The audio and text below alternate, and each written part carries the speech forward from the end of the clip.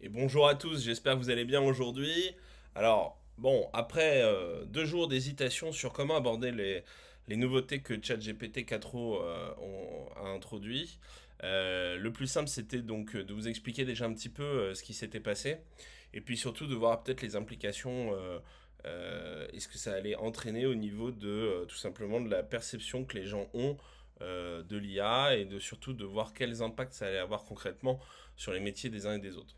Alors, je vais pas vous faire la liste de toutes les nouvelles features parce que pour ça c'est assez simple. Il suffit d'aller sur le site d'OpenAI et de regarder comment dire, le communiqué de presse et les différentes vidéos que je mettrai d'ailleurs dans les commentaires.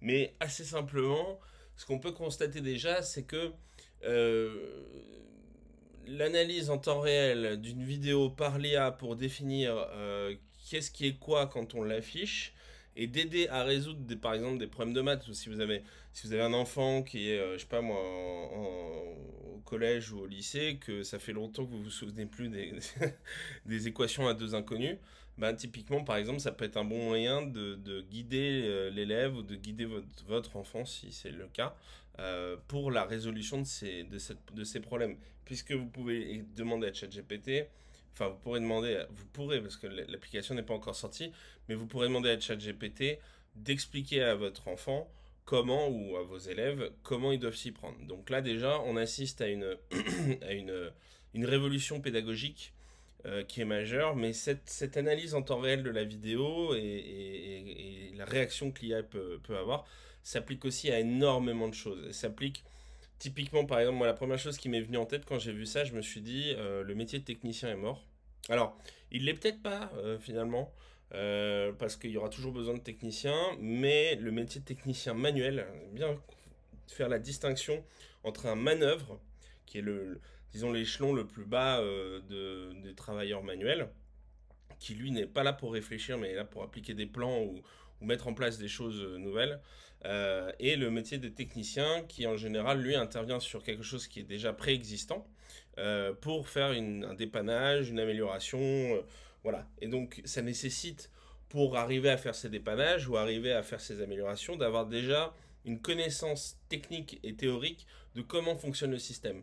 Là, avec ces outils-là, tout simplement, vous allez pouvoir avoir un opérateur qui va se mettre la problématique, devant la panne, devant ce que vous voulez, qui va sortir son smartphone et qui va pouvoir tout simplement filmer les problèmes qu'il peut voir en expliquant ce qui lui arrive et en filmant un petit peu l'installation qu'il a sous les yeux. Et ChatGPT, ou en tout cas des GPT peut-être qui seront spécialisés ensuite dans la résolution de panne sur un certain nombre d'industries, bah, pourra directement donner des consignes. Moi, j'imagine tout à fait, par exemple, dans un avenir proche, un technicien qui arrive sur une installation, qui regarde le modèle de cette installation et qui va aller chercher la documentation technique de cette installation et qui va demander et qui va dire à ChatGPT, voilà, à partir pour la vidéo que je vais prendre, je souhaite que tu aies comme données, comme dataset, ce guide d'utilisation technique.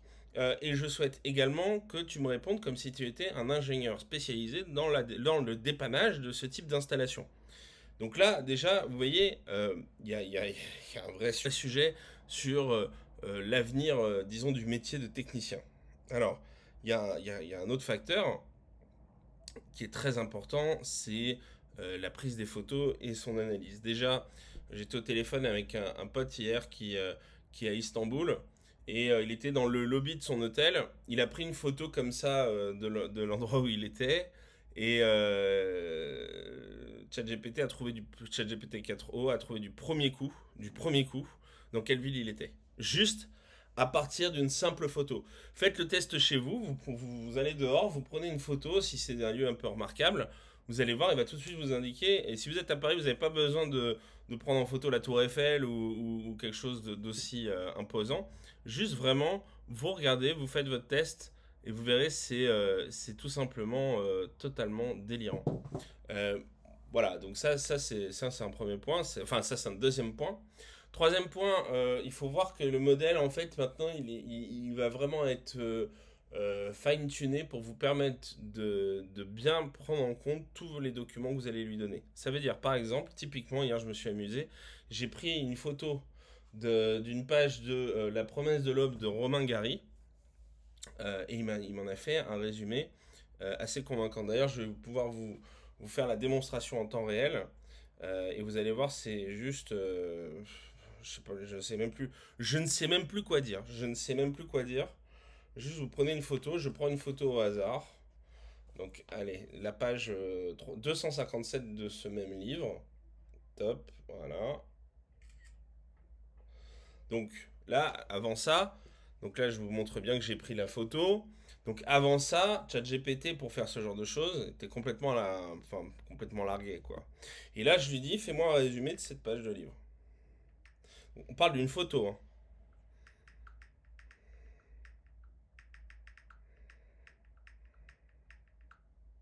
Voilà. Donc en temps réel. Et vous allez voir aussi, il y a autre chose qui a changé avec ChatGPT 4o, c'est la vitesse de réponse, qui est juste délirante. Donc, il me dit, dans cette page du livre, le narrateur raconte une anecdote avec sa mère alors qu'ils se rendent en taxi. La scène commence avec le narrateur rassurant sa maman qu'il ne lui arrivera rien. Il rencontre ensuite le capitaine Moulingna, chef de la division du pilotage, qui commande l'unité du narrateur. La mère du narrateur, imprudente, sort du taxi et offre au capitaine un jambon, une bouteille et 2 salamis, ce qui embarrasse profondément le narrateur.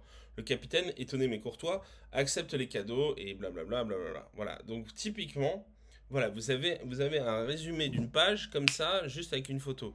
Vous pouvez faire ça avec n'importe quoi. Donc ça veut dire que cette capacité, elle existait déjà un petit peu, notamment pour les PDF, mais il y avait des problématiques de compréhension, notamment des tableaux financiers. Dans le cadre de la formation chez The AI Project, on est confronté à ça, on donnait des solutions. Là, nativement, directement, c'est pour ça que le cursus de The AI Project va aussi évoluer. Là, nativement, directement, vous avez la solution à une analyse profonde de documents. C'est juste complètement délirant.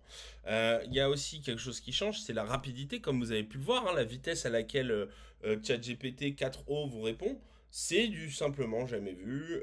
Et c'était un petit peu l'une des problématiques qui existait auparavant, notamment pour les interactions entre êtres humains, enfin entre IA et machine, pardon. C'était la vitesse de génération de texte. Autre chose qui a été extrêmement impressionnant pendant la présentation de ChatGPT 4o, c'est le facteur justement de la conversation. Ça veut dire que donc là l'application n'est pas encore sortie, mais elle va sortir dans les prochains jours, prochaines semaines. En fait, il y a disons, une possibilité d'avoir une conversation avec une IA, mais vraiment comme si elle était au bout du fil. Ça veut dire quoi? Ça veut dire que tous les métiers de prospection commerciale initiaux, ça veut dire quelqu'un qui appelle, moi ça a été mon métier au début de ma carrière, c'était je passais ma journée au téléphone à appeler des gens. Oui, allô, bonjour, Charles Daquette, société Orphée Diffusion Conseil. À l'époque, je travaillais dans cette société-là. Je vous appelle pour savoir si vous aviez des besoins en visite mystère, étude de satisfaction, blablabla. Et toute la journée, comme ça, je décrochais mon téléphone et j'appelais des dizaines, des centaines de personnes. Je vous laisse imaginer le nombre de gens. Je tombais sur le standard, j'arrivais pas à voir les gens en direct, même quand j'avais leur numéro de téléphone portable, c'était compliqué, etc., etc. Bon, là, aujourd'hui, concrètement, vous avez un listing de numéros de téléphone portable. Boum, vous lancez, je sais pas, sur 500 numéros, vous lancez une prospection. Là, vous êtes sûr que la qualité sera la même à chaque fois qu'un appel sera effectué. Enfin voilà, il y avait Bland.ai qui avait lancé ça, c'était pas encore super au point. Là, concrètement, ils viennent de casser la baraque, hein, il n'y a pas d'autre mot. Je me posais la question pourquoi Bland.ai mettait pas à jour sur ses articles de blog depuis quelques semaines. Je pense qu'ils devaient être au courant de ce qui allait sortir avec OpenAI. Donc voilà, c'est juste complètement délirant. C'est à la fois intéressant, à la fois effrayant.